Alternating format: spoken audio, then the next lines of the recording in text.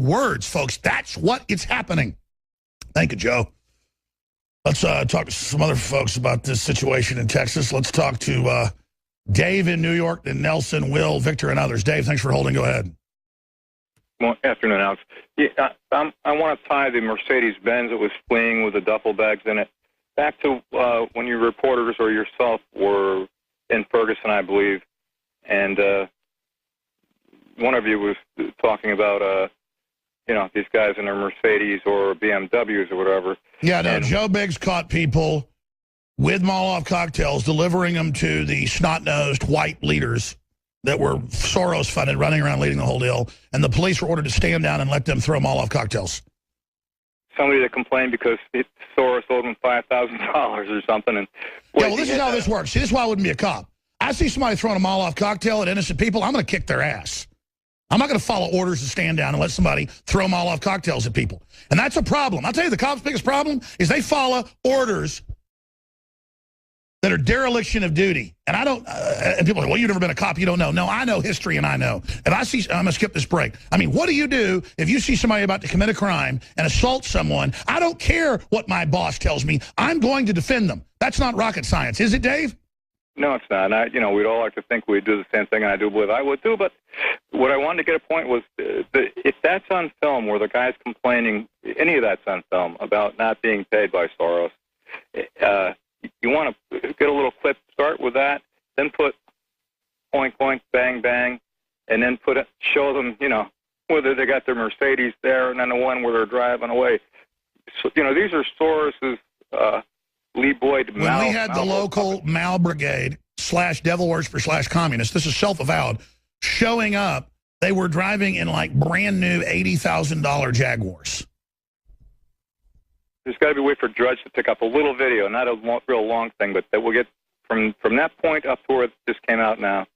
Snap, snap, snap. So the person that doesn't have a long attention span could see what you were describing earlier, whether it's Molotov cocktails or the aforementioned, wanting the money. Sure, people bitching Soros hadn't paid me this week. Great point. I mean, you can go to the Federal Elections Commission, you can go read the charitable donations, you can see all the money he's engaged in. I just ask myself, how is this guy walking around free? I just do not get it. Because he's such an arch criminal, he's got all the connections, he can get away with anything. We're going to go back to your calls after Schiff leaves us. We're going to get him on the line right now, Peter Schiff, to talk about what's happening in the economy and more. Get my Deutsche Bank news stories here to break those down. Just briefly, we need your support more than ever. Everybody knows this is a critical time in history. Everybody that listens knows I'm all in. I'm hiring more camera people, more crew. People see them here. You see us covering things live all over the country, all over the world, deploying people. This is not inexpensive. I am totally committed. And so far, every time I up what we're doing and work even harder, more funds comes in to supply it. Talk about Providence. I thank you for your prayers as well. We're also running now the biggest discounts ever on optics, on non-GMO seeds, on the high-quality storable foods, on Survival Shield X2. It's about to sell out 20% off. That's with discounts like 10% off with auto ship and free shipping on orders $50 or more. You compound these specials, they are simply staggering. And the profit we do make makes this broadcast and what we do possible. It will end Monday. Some things like X2 has to end sooner because it's about to sell out. InfoWarsLife.com. But 10% off all the supplements, all the nutraceuticals at InfoWarsLife.com. Again, that's the subsection of InfoWarsStore.com. Hillary for Prison shirts are retail. I normally sell them for, like $10 or whatever. They're $19.95, so we make like, $14 a piece, so I can pay to put aircraft in the skies at the DNC and RNC saying Hillary for Prison and Hillary is a criminal. And it's going to have a big effect. We already have companies backing out because they're scared of Hillary. But now we got companies taking action that are going to basically give us discounts to put even more aircraft in. Again, we are fighting as hard as we can, an example to others. I want to thank you all for your support. We have a lot of big specials. Independence Week now, not just day. Mega sales ending soon at InfoWarsStore.com. Our Independence Day mega specials have extended for a limited time to InfoWarsStore.com and will be ending soon. 20% off Survival Shield X2. 20-40% off all sortable foods. 20% off Alexa Pure water filters and ProPure. 20% off all shortwave radios. That's solar, crank power. 20% off non-GMO survival heirloom seeds. All of this across the board, 10% off on top of that with auto ship, 10% off on the nutraceuticals on top of that. We're all in, folks. G-Shock watches, optics, rifle scopes, all the best. We got a bunch of former Special Forces folks that are distributors for us that get us the very best deals on G-Shock watches, scopes, everything from Steiner to you name it. A lot of our products are lower than Amazon. So that's what it comes down to. Free market all the way, InfoWarsStore.com, or call toll-free 888-253-3139. Now, later in the hour, we'll go back to more of your calls. I'll talk to Peter Schiff, head of Euro Pacific Capital, billions under management. I'll talk to him about what he thinks is going to happen with the whole Black Lives Matter. Clearly, Obama's trying to destabilize the country. Clearly, Google and the media are pushing this, saying it's the police's fault, basically. They need to reform. So a cop does something bad in another state, maybe. So let's go shoot, 20 cops and kill 5 of them. I mean, this is really bizarre to see them going into high gear. How does this tie into things? A lot of elites are moving into bunkers. They're buying armored fortresses. That's even in mainstream news. What is happening currently? We've seen the Brexit take place. We see Deutsche Bank to sell $1 billion of debt to boost capital. We see the Saudis having to go borrow money. We see the Deutsche Bank's stock going way down. Some say that could trigger something really massive. Well, our guest predicted gold would start going back up. He predicted that we would basically see much of what is now unfolded. And so he joins us with an update on that. But, I mean, first off, Peter Schiff, the situation with the war on police. I mean, you and I are libertarians. We've been against a lot of police state stuff. We're against corrupt things the feds are doing, my God. Your dad died as a political prisoner in federal prison this year. Irwin Schiff, a legend for his free speech. I mean, in prison for a book he wrote. So we're certainly not candy coating things. But what is Obama and Hillary endorsing Black Lives Matter, an admitted communist group? All these Twitter lets people go on and say kill cops. If you or I did that, we'd be arrested. What's going on here? Well, remember, she's got to always play to the Democratic base. She's got to make sure to check all the box of all the various constituencies. They're all special interests, and they're all vying for their own extra, protection, all these various interest groups. And so she's got to continue to play into that. And so she can't condemn anything that might alienate any of these core constituents from these specially protected groups. And so Obama just has to say, quote, U.S. police must reform. I mean, if people engage in terrorism and then you do what they say, doesn't that just encourage more terrorism? Well, I mean, obviously terrorism isn't going away. And I think a lot of the things that we do is kind of, the equivalent of waving a flag at a bull. But, it's all for these guys. It's more about politics. It's more about how to use this crisis to our advantage, how to exploit it. It's not so much about the crisis itself and the damage, but how can they utilize this to their own political advantage? And that's what's so, horrible about politics. By the way, since you say that, here is Al Sharpton admitting the whole police thing is about federalizing them. Here's that clip. Fighting them all over the country, which is why we're going to do this march from here to Washington. We need the Justice Department to step in and take over policing in this country. In the 20th century, they had to fight states' rights and to get the right to vote. We're going to have to fight states' rights in terms of closing down police cases. Police must be held accountable. I don't think all police are bad. I don't even think most are bad. But those that are need to be held accountable. So there he is, federalize the police. What do you make of that? Well, we already have a federal police force, and I don't want any more of those federal police. I mean, that's a bigger problem. Al Sharpton is always there. He always gets himself in the middle of any controversy and stokes the fire. Well, federal police killed your dad. I mean, on record, pretty much wouldn't give him medical care and stuff. And so, but you're not going to randomly go out and just shoot some cop, are you?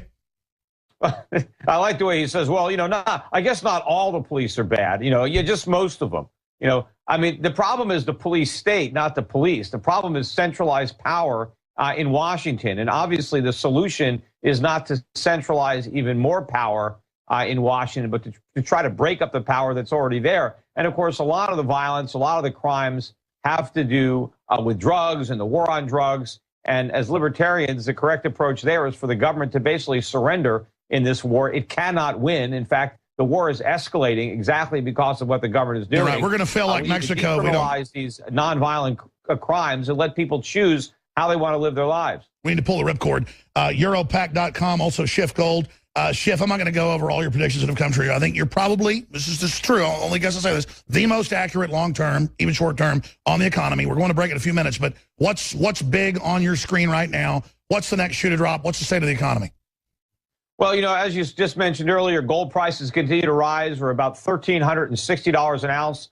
This is the highest we've been this year. Silver prices now, I talked about silver quite a bit on your show over the years. We're now above $20 an ounce on silver. More importantly, the gold-silver ratio has turned decisively now in silver's favor. And typically when silver prices are advancing on gold, it's indicative of a bull market, which benefits both metals. But, you know, on my own personal radar, what's new in the gold world is my gold company, Schiff Gold, has now agreed to merge with Gold Money in a joint venture between the two companies. And we just announced this today that they're acquiring my company, and we're going to be working together. Congratulations. Of our, thank you, of our clients and shareholders. And yeah, I would encourage all of your listeners to listen to the video blog that we will be posting either later today or Monday on my website at Schiff Gold, or also on my YouTube channel. I have Josh Crum and I are discussing the synergies and what we're hoping to achieve. Well, let's talk about that. Let's talk about where you see the economy going, where you see gold going, and more as we look into Peter Schiff's crystal ball straight ahead. I'm Alex Jones. I see in my crystal ball civil war if we don't avert it. And so for these decades, they denied the world government project. They denied the Euro tyranny. It was our job to tell the truth and be ridiculed. Like Nigel Farage said last week when he spoke to the EU Parliament, he said, "You used to laugh at me when I came in here and said we were going to expose you. You're not laughing now." And now there are movements in all 30 EU countries to leave. It's estimated most will, and the euro will probably fall.